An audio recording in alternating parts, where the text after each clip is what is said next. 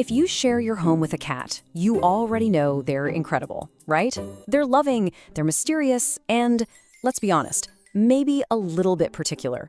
But what if I told you they live by this secret set of rules, a rule book they expect us to follow but never handed us?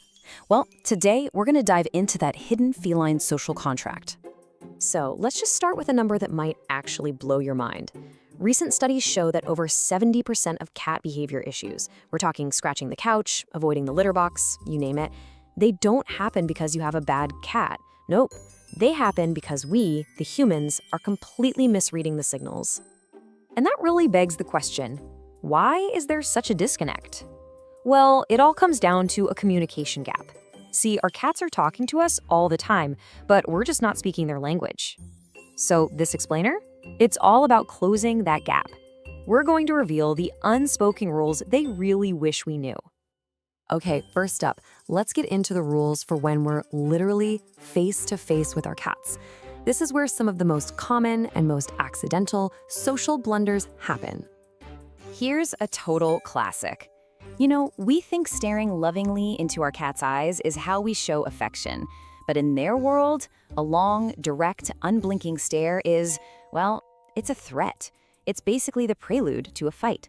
As feline behaviorist Dr. Miguel Delgado points out, a hard stare isn't interpreted as love, it's seen as tension and aggression.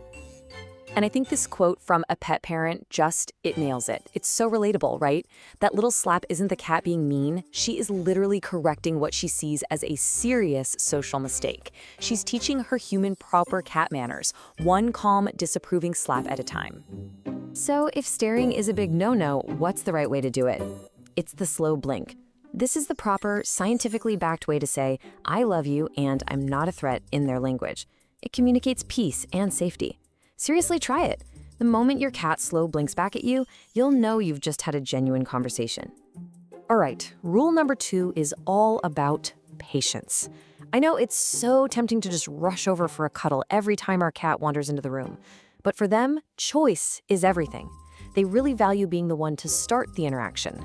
When we force it, even if it's with love, it can make them feel like their control over their own space has just been snatched away.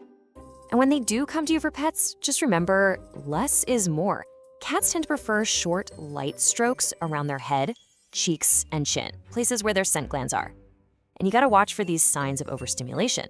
That tail starting to flick back and forth, that's not happy excitement. That's a very polite, but very firm request to please stop now. Okay, now let's expand out from direct interactions and talk about the space our cats live in. To them, our house is their entire world. And believe me, they have a whole set of rules for that too.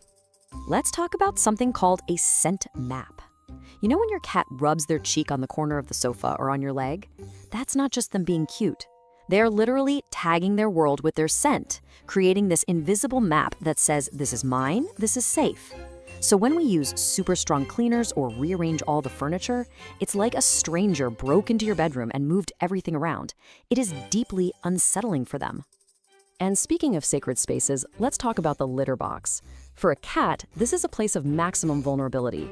Following these simple rules, quiet location, keeping it clean, it's not just about preventing messes. It's about showing respect for their need for security and privacy in a moment when they feel totally exposed. This next rule is just hardwired into their predator-prey DNA. A cat must never feel trapped. You ever notice your cat pause at a doorway? That's not them being indecisive. They're doing a risk assessment. They're mapping their exits. So the key for us is to never block doorways or corner them.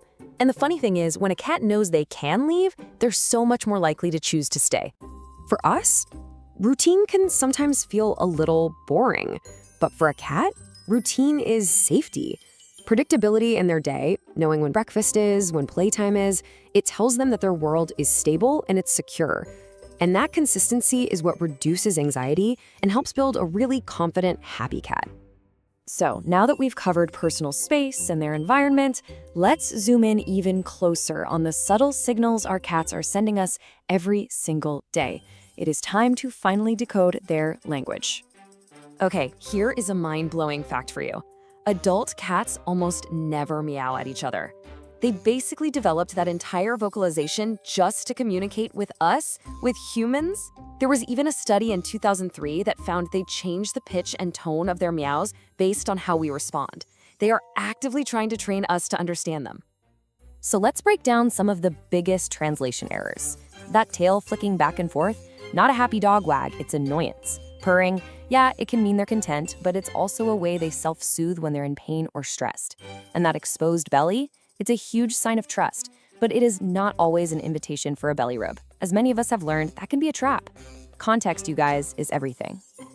You know when a cat is curled up in that perfect little loaf, paws tucked under, eyes half closed? That is their sacred do not disturb time. Interrupting that moment of pure peace, even for a loving pat, can actually break their trust. Respecting their quiet time shows them that you get it, that you understand their need for safety and just to be left alone sometimes. All right, so we've learned how to interact, how to respect their space, and how to decode their signals. So let's put it all together, because the ultimate goal of following all these rules isn't just to have a better behaved cat, it's to build an absolutely unbreakable bond of trust. So what really makes up that bond? Well, active play and petting, they are hugely important. Of course they are. But the most profound connection, the strongest pillar of your relationship, is often built in those simple moments of quiet, shared presence. And this right here, this is the absolute pinnacle of feline affection.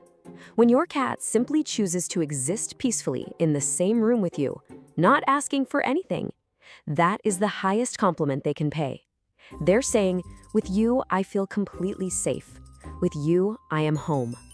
You don't need to fill that silence. Just being together, that's the conversation. And I think this quote just sums up the entire philosophy perfectly. Our goal shouldn't be to chase them down for affection or demand their attention. It should be about creating a safe, respectful world where our cat feels secure enough to choose us over and over again. And that choice, that's where all the magic is.